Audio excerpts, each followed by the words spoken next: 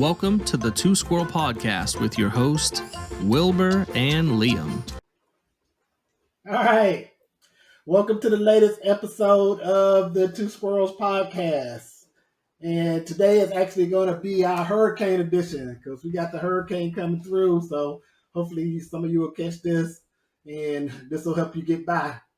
I am Wilbur Lane and my co-host here, Mr. Liam Pierce. What you got going on, Liam? Hello. All right. So what are we talking about today?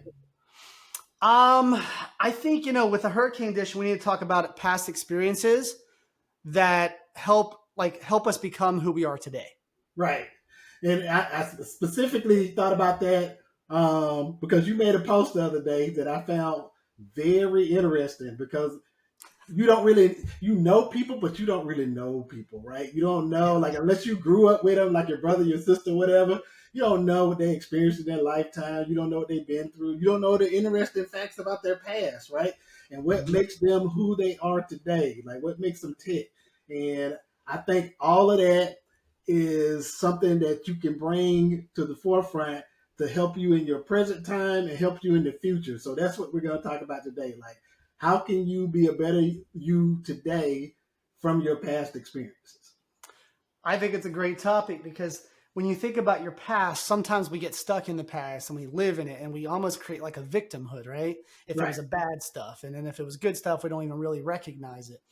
I think the past can help us become who we are, especially when it's rough because it kind of casts iron into fire, right? Right. But also it's easy to get stuck in there. So I think this is a fantastic topic that can relate to people. But Will, why don't you tell us why this triggered in your mind?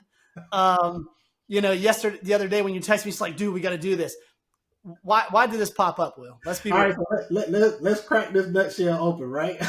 So you made a post on Facebook and it was you in your professional wrestling days. So I'm a professional wrestling fan. I'm going ahead and put that out there. And to see you in your professional wrestling gear, I wish we had a picture of that we could pop up right now. Maybe we can see a screenshot of that. It caught me off guard a little bit because I didn't really know that you was that. You kind of mentioned it, but I didn't realize you were that into the professional wrestling. Like you were an actual professional wrestler. And it was interesting to me because I was like, oh, I wonder what he picked up from that particular time in his life, the skill set he picked up from that. Because you pick up skill sets from that too, that you still use like today in your real estate and your coaching business, right? Because you don't ever get away from that. Like I have a 30-year experience in sales background, and I used to do car sales, and I still bring some of that into my real estate business. So it was interesting when I saw you post that. That was the first thing that came to mind. And I was like, oh, this would be a great topic for a show. When I was looking back at the post, it was I posted actually in 2015, and someone just recently must have dug through my Facebook and commented on it.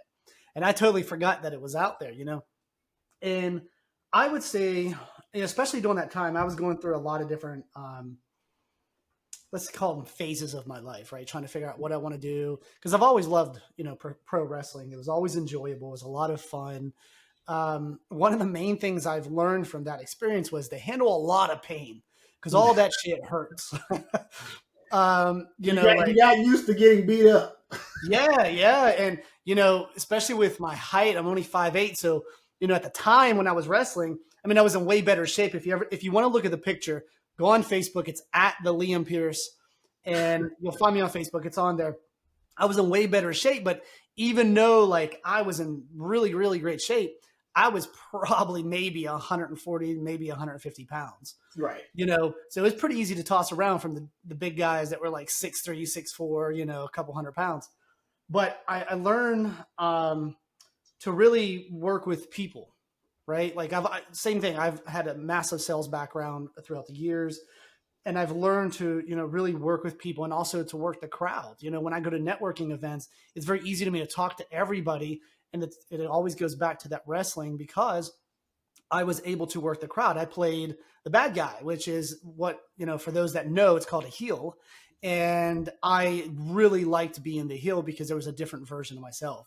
Right. There's nothing like going out in a crowd and you start talking to someone's wife and they get really pissed off and they think that something's really going on and it works the crowd up. And then next thing you know, you're in there getting your ass beat and it causes them to cheer. So Right. it's always a nice element, But yeah, I would say that would be the biggest thing that really I got out of it, other than like pain thresholds, but also to work with people. So me thinking through this, it's amazing that you didn't say like trust, like a position of trust, because you got these big guys tossing you around this ring where you can easily get hurt, right? So, and I know a lot of people say professional wrestling is fake, but those moves are very real, right? Oh, yeah. Like I tell my neck and back that. Yeah, they are very real. Right. Like if someone body slams you, you really have to be body slammed, right? Yeah, I mean, there's like these big guys, so you have to trust them and trust that they're not going to hurt you. So, and in the industries that we're in, like we deal with that all the time. Like people have to trust us. It's more of a money issue when it comes to us, but still, like you have to put yourself in places where people are going to say, "Okay, I'm okay."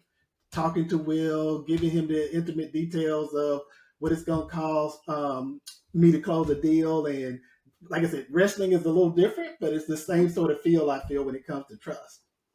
Yeah, and there is a trust element, but I'm going to be very honest with you. And if I was still in the business, I'd be breaking some code and probably get like jumped by some of these people. But there's some people that you get in the ring with that absolutely want to hurt you. They believe the character too much, or they just don't like you. I've watched Dark Side of the Ring, so I know what you're talking about. Yeah. So sometimes there's nothing you could do. Like there was this one, and he was actually a good friend, but we were doing pretty much a shoot fight. And for those that don't know, shoot fighting is where you're really actually hitting each other, like full force. It is a real brawl, but you don't get that emotional aspect that you want to hurt each other. It's for the intensity. Right. So we decided to do a shoot, and my gear setup, I used to wear one of those white like tank tops, that's what I would wear in the ring. And there was one time he did like a super kick. It's just a side step kick if you know martial arts. And it hit me in my face and I flew in the corner. And I didn't even mean to, but I ripped my shirt off at that point. Like I actually got really pissed at it because it hit hard. Right. And I ripped it off and the crowd went wild. So then we started playing the crowd a bit more, but there was this one instance where he got on the top rope and he did a 450, like the flip, and he missed my chest and abdomen and he landed on my neck and throat. Wow. And I was laying there in pain and I still had to do it. And there were still 3 more times he had to do it in order to finish me off. Right. And I mean, thankfully he wasn't like that big of a dude. We were around the same height, around the same weight. So it was withstandable, but think of something like that. If your body isn't used to that's end game right there. You're done, right? Yeah, and I mean, I just find it amazing, like people's backgrounds. When you meet someone, like for instance, we live a retirement community, and like you can go downtown, you can have coffee, and it may take you a while to actually meet someone from this area, like.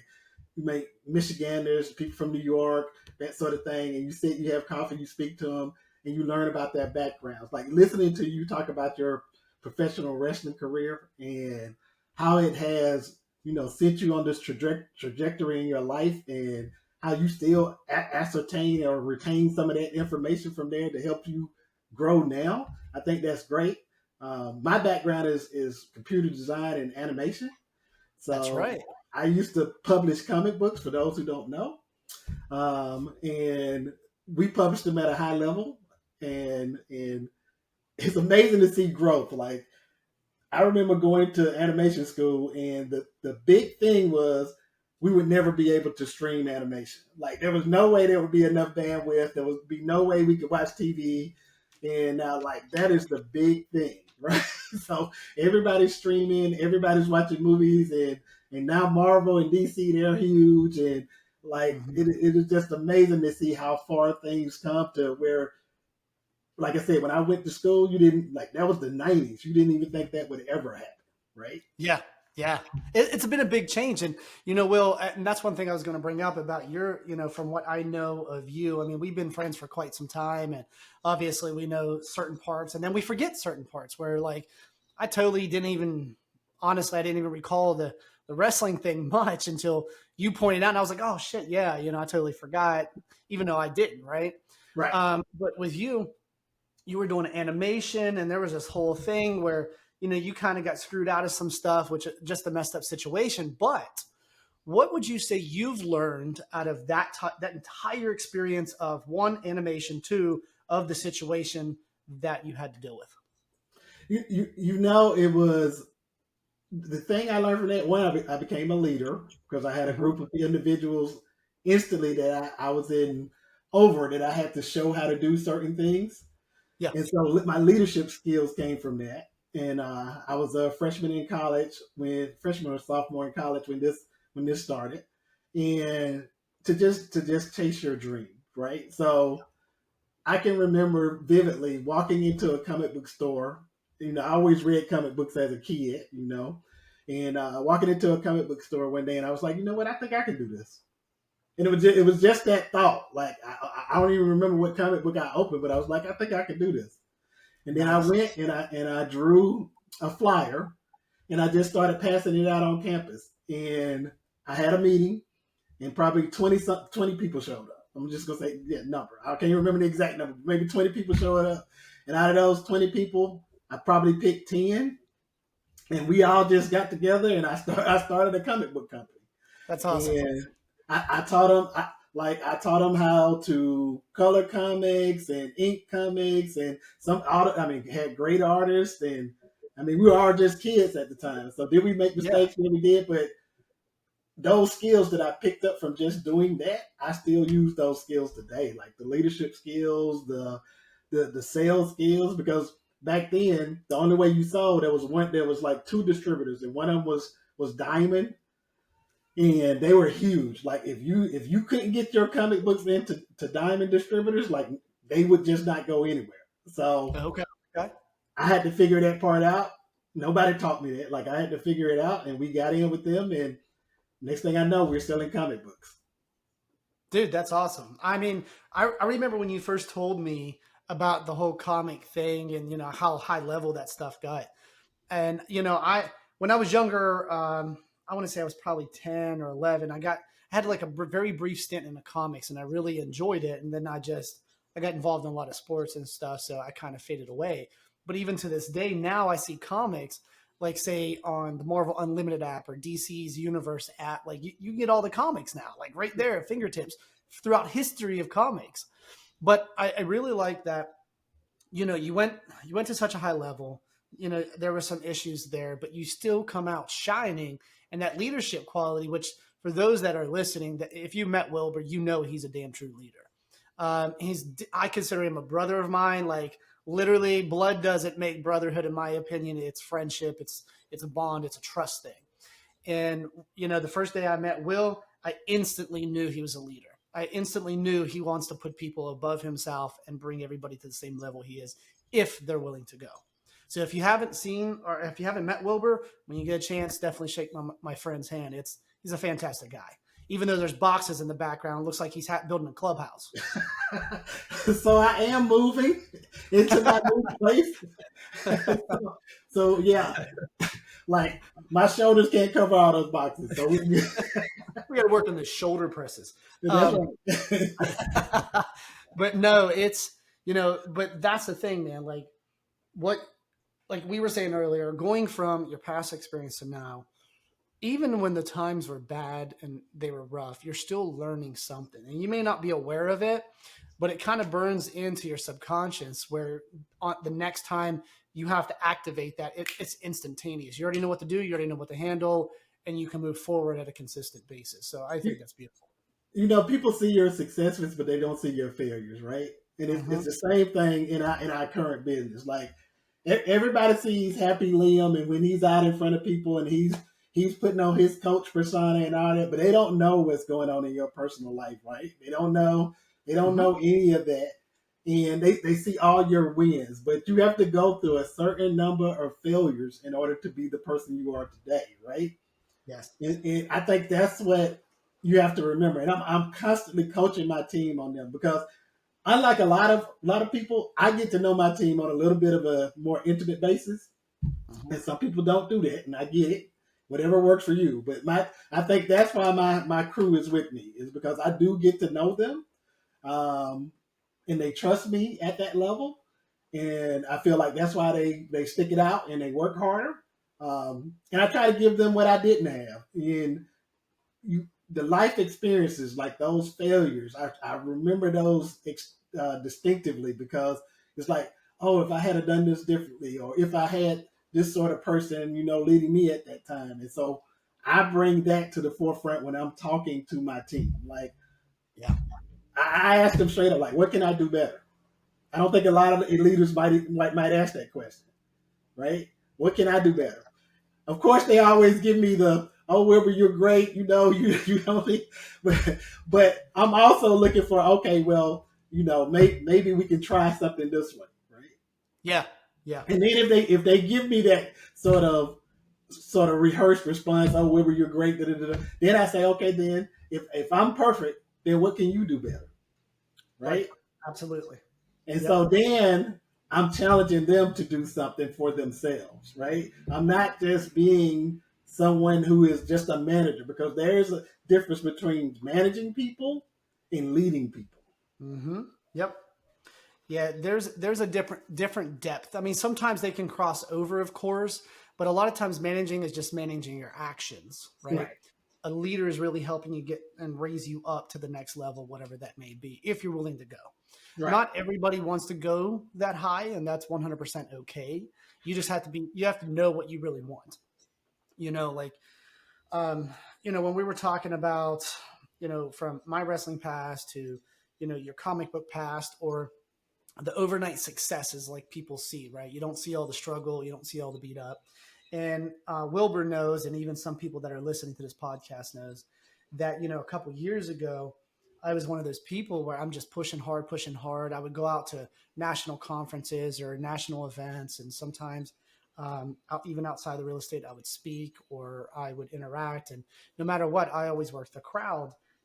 And during that time period, on the inside, I was completely broken, right? The past caught up to me mentally. My body started kind of having some issues, like my back, because, I'm 42-year-old with a 172-year-old back. Well, if you get enough 450 splashes, that'll do that. Dude, I'm telling you. I'm like, man, I played football, I boxed, I martial arts, I wrestled, I did a lot of stupid shit, like jumping from building to building, like before parkour was cool. And, sometimes we wouldn't make the jump and hit the wall and then fall on the fire escape. And still do it again. Tell us how intelligent we were. But, during those events when I'm out, whether I'm speaking at someone's office, on a stage, or just mingling with people, on the outside, I'm still putting on my show. I'm still talking to people. I'm still having fun with it. And, because it was always about the person, not about me. Right. And during that time, and this was what, 2.5 years ago, inside, man, as soon as I would go back to my hotel room, or, I was home, everything just shut off. I could barely talk to people. I went such an introvert, really shut things down. And then, I actually hired a coach myself. I've never had a coach. And her name's Leanne Woke, absolutely fantastic lady. She, at the time, she worked for Tony Robbins and his coaching services. And it was absolutely amazing. It changed my life. And that's why I'm a coach today. I told her verbatim that if you can help me, how can I do that for people? And, she gave me some suggestions on some schools. I went to the Robbins Madani School, got certified in life coach, and now I'm a certified business coach as well. And it changed everything, because whenever I coach, and for those, and there's a lot of my clients actually listen to this podcast, they know I give it my all every single time. Mm-hmm. I just got back from a Tony Robbins event last week, deathly sick. Temperature spiked to 104. I was coughing up some really weird shit, but I still had my coaching calls, and I jumped on and I gave it everything for the hour session, everything I can. In between sessions, I was laying on the floor, barely breathing, but I brought it. And, people, just like Will said, a lot of times you don't see what people are really going through and what they're struggling with. You see that overnight success when really it's been 10 years of busting your ass, making errors, having failures, which I always say you can't have success without failure. That's step one. Right. So I think it's great that you mentioned that, because more and more people need to hear that. What you see on social media is 99% bullshit with everybody. There's a whole different story behind that. Right. Because people are only going to post their wins, right? Yep. I mean, I'll post I don't mind. They're not going to post themselves crying next to the bottle at 2 a.m. in the morning. They're not going to post that. Right. No, not at all, man. I just remember, when I had what I call my breakthrough, which is why I use my subline of break free, is because it's a personal thing for me, right? Like I had all these chains, I had all these fucking balls, I had all this shit weighing me down, and I was not going to give up. Even though I was broken mentally, physically, I was not going to give up. I was going to keep pushing. I was going to push harder, and I was still going to go longer, faster, harder than anybody else I could. And that made a difference. That made an impact. And even when I don't feel great, every time I get on that client call with my coaching clients, I give it everything, 120 million%. And I think that's really makes a difference between success and failure. It's not how many times you get knocked down. It's actually what you're going to do. Are you going to get back up? And then what are you going to do?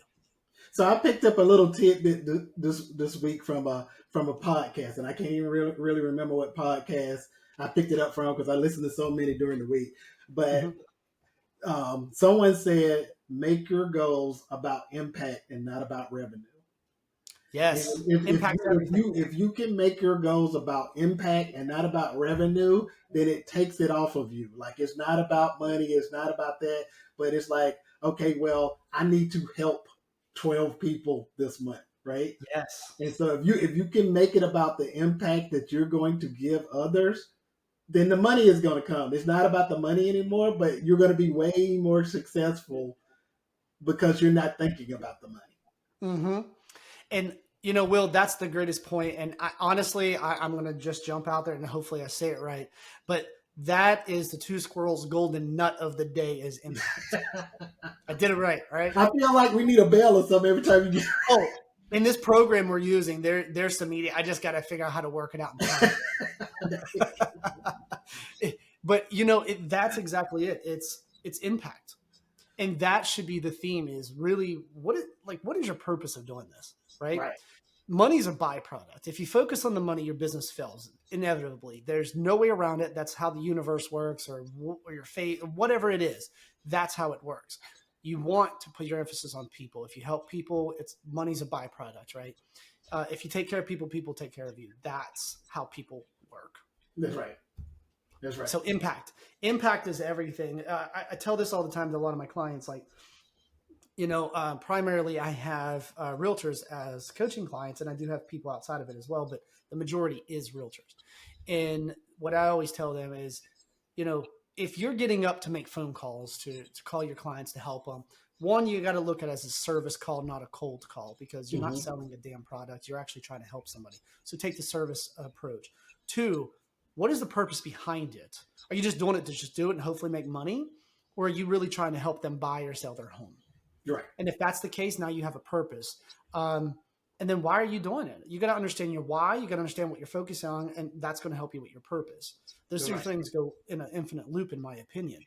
So impact is a beautiful, beautiful thing. Like, what are you doing? Why are you doing it? That's huge. Where are you now? Where are you going? Why do you want to get there? Those are three questions that have the ability to change the trajectory of your life if you really sit there and you contemplate those three questions. Where are you now? Where are you going? And why do you want to get there? Right? Yes. So you need, if anybody's listening on this podcast, if you want to really do a deep dive into how you want to change your life or how you need to change your life, you need to sit there and you need to contemplate those three questions. That third one is motivation. That can't be taught, right? Mm-hmm. You're going to have to find something that's going to trigger that motivation for you to keep going, getting up every day and doing what it's going to take to be successful, right? Yes. Yep. That's the reason why 10% of the people do 80% of the business, right? Did I get it wrong? Right. Remember right? 80-20, yeah. 20% of the people do 80% of the business. So that's Yep. the reason for that, right? And it ain't that they are just super geniuses. It's just they put in the work. Correct. I always say, experience and effort beats natural ability anytime, right? If you're going to just keep on going, you're going harder, you will win. That's inevitable, and the way I've always looked at it is that if you want to be able to shop without looking at the prices, you have to be able to work without looking at the clock. That's right. Right. That alone just gives you that perspective of saying, if I really want X, then I got to do X. You got to look at it objectively and even subjectively, depending on how you're looking at it. But you got to go hard at it, and trust me, I'm not one of those people that says, oh, you got to hustle all the time. Like, no. You got to have breaks too. You got to come up for air. Right. You have that reset or you're going to burn out. You're going to be like a ball of fire just fizzles out. But when you are in that mode, whether, if it's work time or if it's, you got the pen and the pad and you're back in the lab, that situation, you're going to go hard. You got to go above everything else and you can't stop. If you really want it, get it. Focus, right? Yes. Focus. So, all of us, we all have a pretty complex past, whether it's pro wrestling, it's comics, it's everything in between. What would you say, Wild Will, out of everything in your life, where was that pivotal moment that really set you on fire to get where you are today? It was for me, for where I am now.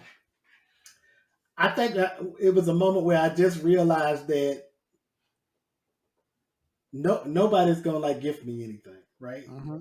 If I'm to sum it up, nobody's gonna gift me anything. I could be doing better or just as good as someone else, but I'm not gonna be that person where someone is gonna just say, "Hey, Will, you get this promotion today," right? Yeah. I'm not. That has never happened to me. I'm just not that person. I've seen other people get promoted above me, and I'm sitting there thinking, how in the hell did that person get promoted? If I'm being blunt with you, that's what it is, right? So not that I'm angry with that other person, I just know how much work I put in, right? Yeah. And so, and with me, I'm a no excuse type person. I don't like hearing excuses. I don't like giving excuses. And so when I'm in that situation, I tell myself, okay, I got to do something differently. I don't sit there and sometimes this works for some people. I'm not saying this is a wrong thing. I'm just saying it's not how I'm built. I won't sit there and continuously go over the same thing over and over and over again if I'm not happy. So I'm going to immediately start coming up with a plan, put a system in place to where I can be where I want to be. Yeah. Yep. I mean, that's just how I'm built. If something is not working, then I'm going to figure out how to make it work. Dude, I love it. And that's a drive. That's like you said, basically no one's handing anything. And the first thing popped in my head, I was like, Superman ain't coming to save shit. It popped in my head. And I believe that was from an Eminem song. It's true. You're the hero of your story. That's right. There's a fantastic book by Donald Miller. It's called Hero on a Mission.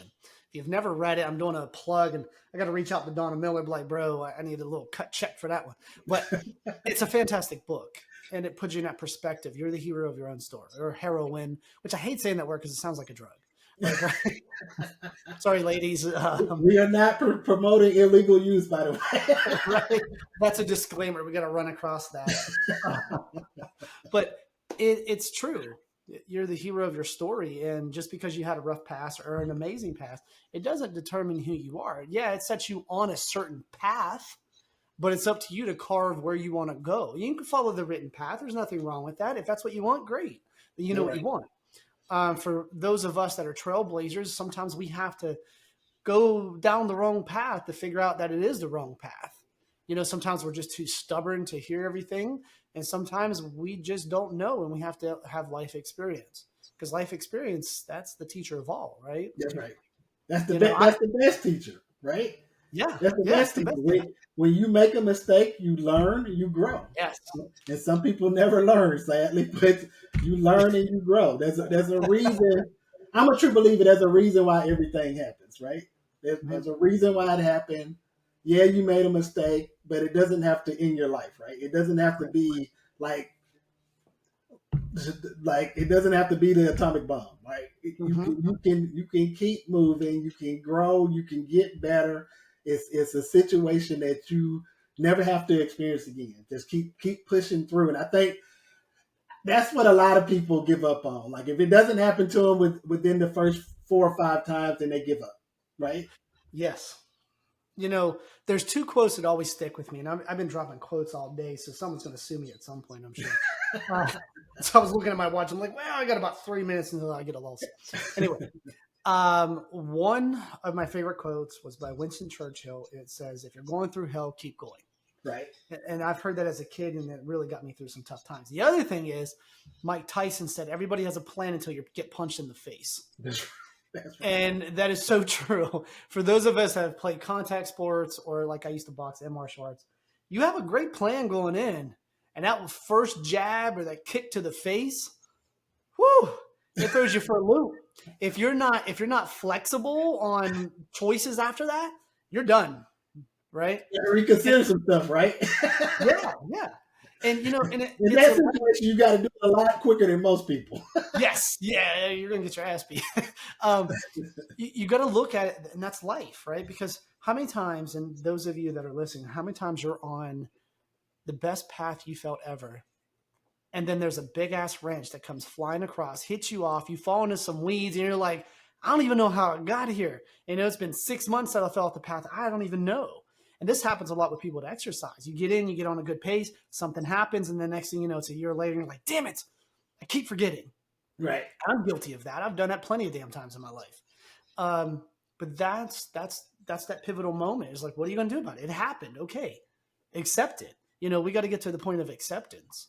Mm-hmm. This is what happened. What am I going to do about it? And you have 2 choices. I mean, when you ask yourself, you're like, 1, can I do something about it?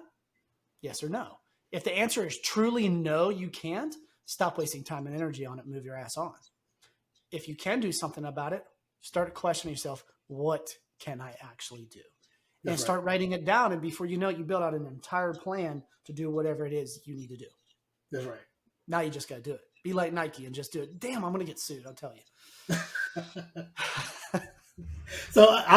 So you mentioned that you went to see Tony Robbins. Mm-hmm. And since we didn't get to go with you, what's the one thing you want to share with everybody from that experience? Well, I'll tell you what, it was called Business Mastery. For those of you that do listen and have ever been there, you know exactly what I'm talking about. It is a 5-day event where you start like 8, 9 in the morning and you're done about around 1 a.m. Mm-hmm. And in most days, you're lucky to get a 15 to 20 minute break, 15-minute or 20 break. But I would say, you know, for those people that run their businesses, no matter how small, no matter how big, is to be honest with yourself about your business. Mm-hmm. You know, you may be bringing in money, but you may not be making money, right? I see this a lot of time with real estate agents. I coach a lot of broker owners, and they're bringing in a ton of money, but also they're losing more than they're bringing in. And you don't realize it because you're just looking at the balance of, oh, I got 40 grand in the bank. Great. You got $75,000 in expenses in the next 2 months. Right. What are you going to do? Right. I would say that is really just being honest with your business and honest with yourself. And then look on how you can 10, 20, 30, even up to 150x your business, which is extremely easy. I've helped several people just in the past week of getting back of doing that because Tony really helped. I already do that, but he simplified it for me. Right. You know, and I was able to help out several people here in just the past week and a half, even though I've been deathly sick. It's just getting in there and looking at it honestly, paying attention to it. And I would say that was, at least right off the top of my head, I an entire notebook to go through and decipher my horrible penmanship. And I have an entire workbook I still have to decipher, which my plan was right when I got back, and then I got really ill. So I got a lot of work to do, but it's definitely amazing. It was worth the investment, and it was worth the time. I'm actually looking to do the Business Mastery 2 next year, which I believe is September of 2024, which is another 5-day event. And that one's going to be pretty damn epic too, because I'm taking everything and everybody with me to a whole new level. Awesome. And we got a mutual trip coming up too, right? Yeah. So we're be in Salt Lake. We're going to be in Salt Lake City for the next Home Broker Owner Summit. And Will, I really think we should do a special while we're there at the hotel, at the event. That would be awesome. We should just record one up. I'm open to we'll just it. grab random people that pass by. That's right. Well, hey, I don't know your name. Get over here. Yeah, that would be awesome. Yes. So what do you want to leave everybody with? I would say, whether you're in business, you're considering a business, or you're not even there yet, and that's okay even if you never get there, is to really look at what you want in life, right? Whether it's business, it's personal. Be honest with yourself. We have a tendency, especially with the rise of social media, to just constantly fib or even flat out lie to ourselves. Just be honest. What the hell do you really want? Because if you're not chasing something with passion, you are wasting your time. And there's not a whole lot of time in this life. That's great. I know that was a little heavy. I'm going to piggyback off of what you said earlier, which is you are the hero or heroine of your story. Notice I didn't say heroine. Yeah, you twisted it. I like it. Yeah. You just coined it. And by that, I mean, like, everybody has a past, right? Bad and good. So pick and choose what you want to affect you today and in your future. Like, I've had some horrible things happen to me in the past, but I've chosen to take those things and use them as motivation and saying, okay, that's never going to happen to me again. And I am going to build a better life for me and the people who I love and surround myself with, right? Yep. You make those choices. So be a better you for you. That's what I'm going to leave everybody with. I love it. And for those that just kind of tuned in, maybe this is your first episode with us, as you know, and if you ever look us up, Two Squirrels are all over the place with a lot of great feedback, take back that you could actually implement. And don't forget to follow us on social media. On Facebook, it's at The Two Squirrels. And on Instagram, it's at The Two Squirrels Pod. That's because right. someone else took our damn name. So, but nonetheless, if you want to follow us, hey, we always love it. We like actually meeting people and hearing, something that really changed it for them. So in the meantime, I'm Liam Pierce. This is Wilbur Lane. And until next time. Don't forget to follow us on Facebook, Instagram, and subscribe to the YouTube channel.